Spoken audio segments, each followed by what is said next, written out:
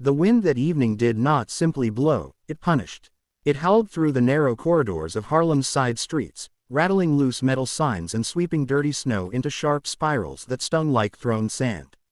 The sky hung low and gray, heavy with the promise of more ice before morning. Storefront windows reflected a city in motion. Taxis honking, buses groaning, heels clicking against concrete. On the corner of 125th Street, pressed between a shuttered pharmacy and a laundromat with a dying neon sign, sat an old man who looked like he had been forgotten by time itself.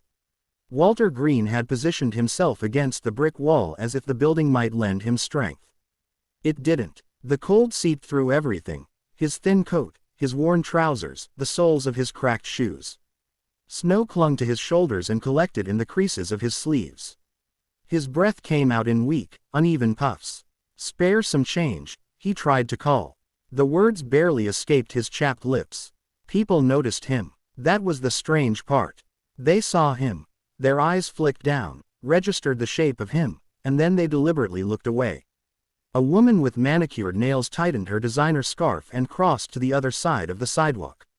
A delivery worker muttered, "Not today," without breaking stride. Two teenagers laughed nervously and whispered, "That's sad," but kept walking. Walter lowered his eyes. He was not new to invisibility. He had been practicing it for years. There had been a time, not so long ago, though it felt like another lifetime, when men stood when he entered a room. When tenants addressed him as Mr. Green. When his name appeared in small print in city business journals. He had owned property in Brooklyn. Brick buildings, clean stairwells, reliable rent checks. Then came betrayal. A partner who siphoned money quietly, then loudly. A lawsuit that drained what was left. Medical bills when his wife, Eleanor, grew sick. He had sold buildings to pay for treatments. Sold the last one to pay for her funeral. After she was gone, the silence swallowed him. He rebuilt slowly, carefully, through small investments and one fortunate legal settlement years later. He wasn't wealthy the way he once had been, but he had recovered enough to live modestly. Yet something in him had changed. The night before, while lying awake in his small apartment, he had thought about the word, community. He had once believed he understood it. But watching people rush past each other every day made him question whether he truly did. So that afternoon, he had made a decision. He dressed in his oldest clothes, took cash from his emergency reserve and stitched several folded bills into the lining of his coat, a safety net. Then he walked to 125th Street and sat down. He told himself he would wait.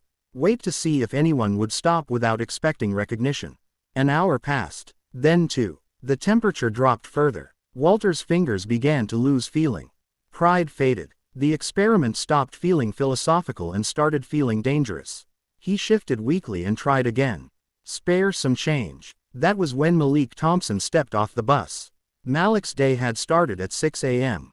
He had taken his little sister to school because his mother had worked a double shift cleaning office buildings downtown. He had gone to classes where the heating barely worked and teachers looked as tired as the students. After school, he planned to walk to the grocery store where he stocked shelves until closing. He was 17. His backpack zipper was broken. His sneakers were split at the toe, patched with careful strips of gray tape. In his pocket was $5, crumpled, precious, meant for a slice of pizza and a small soda before work. He saw the old man immediately. Not because Walter called out loudly, but because he looked wrong. People sitting on sidewalks usually hunched differently. This man's trembling was violent, uncontrolled. His skin had a faint gray tint under the streetlights. Snow had settled on him long enough to begin melting into his coat. Malik slowed. A woman bumped into him from behind. "Keep it moving," she snapped. He stepped aside, watching. He could keep walking. Most people did. $5 wasn't much to some, but to him it was dinner. He imagined his mother's tired face, his sister's inhaler running low, the electric bill folded on the kitchen counter. Then he looked back at Walter's shaking hands. Malik crossed the street. "You okay, sir?" he asked quietly. Walter lifted his head with effort. His eyes were pale blue, watery from wind and age. For a moment, confusion flickered there, as if he hadn't expected anyone to address him directly. "Just cold," he murmured. Malik crouched slightly so they were eye level. You been out here long? Walter nodded faintly. Malik reached into his pocket. His fingers hesitated over the $5 bill. He thought about the warmth of melted cheese, about how hunger made long shifts harder. Then he pulled it out and pressed it into Walter's hand. Here. Walter stared at it. His hand shook harder now, but not from cold alone. That's too much, he whispered. It's what I got, Malik replied with a small shrug. You need it more. Walter swallowed. No one had looked at him that way all afternoon, directly, without flinching.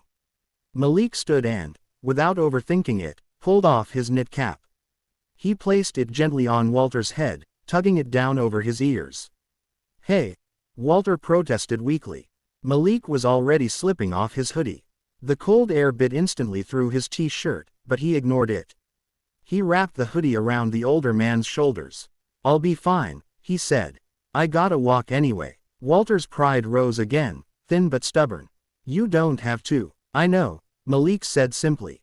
That word hung between them. I know. He wasn't doing it because he had to.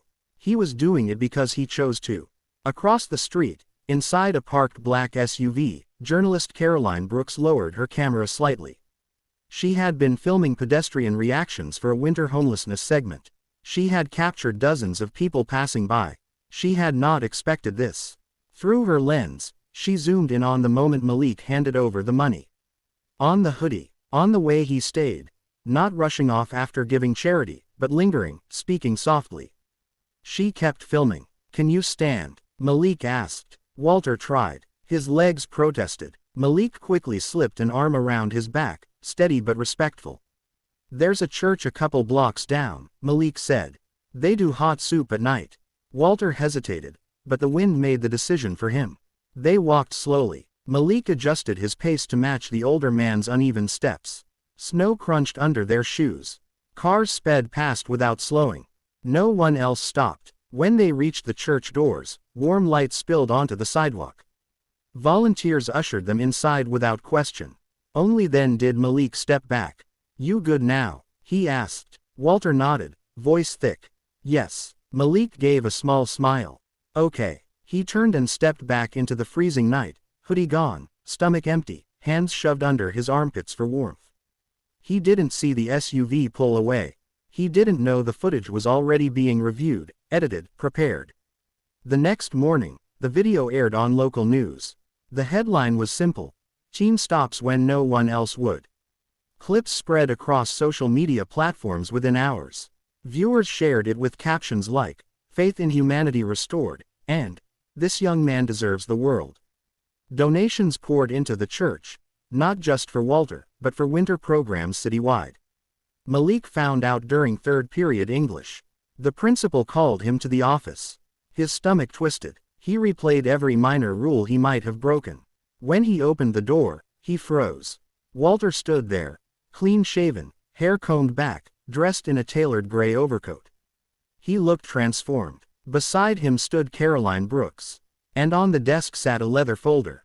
Malik blinked. Sir. Walter stepped forward slowly. His eyes were no longer distant. They were steady, intent. You gave me your last $5, Walter said quietly. You gave me your warmth when you had little yourself. Malik shifted awkwardly. It wasn't. I mean, it was just. It was everything, Walter interrupted. Caroline offered Malik the folder. Walter explained. He had not been entirely destitute. He had been searching. Not for money, but for proof. Proof that kindness still existed without cameras, without reward. You were the only one who stopped, Walter said. And you didn't know anyone was watching. Malik's throat tightened. Inside the folder were documents establishing a scholarship fund in his name. Full tuition, housing, books, at any accredited university he chose. Malik stared at the numbers. They didn't feel real. There's more, Walter added. A portion of his investments had been redirected to create a winter outreach initiative through the church. Shelter beds, job placement assistance, mental health services. And he wanted Malik involved. Not as a token story, but as a voice on the advisory board. Compassion, Walter said softly, is the only investment that multiplies without loss. Malik's mother arrived minutes later, breathless from leaving work early. When she understood what was happening, Tears streamed down her face. She gripped her son's shoulders as if afraid he might disappear. "I'm proud of you," she whispered. Walter watched them, something inside his chest easing for the first time in years. Weeks passed. The media attention faded, as it always does. But the changes did not. Malik began visiting Walter on Sundays. They talked about finance, about life, about mistakes. Walter taught him about property management, about reading contracts carefully. Malik helped him navigate the world of smartphones and social media. They played chess by the window.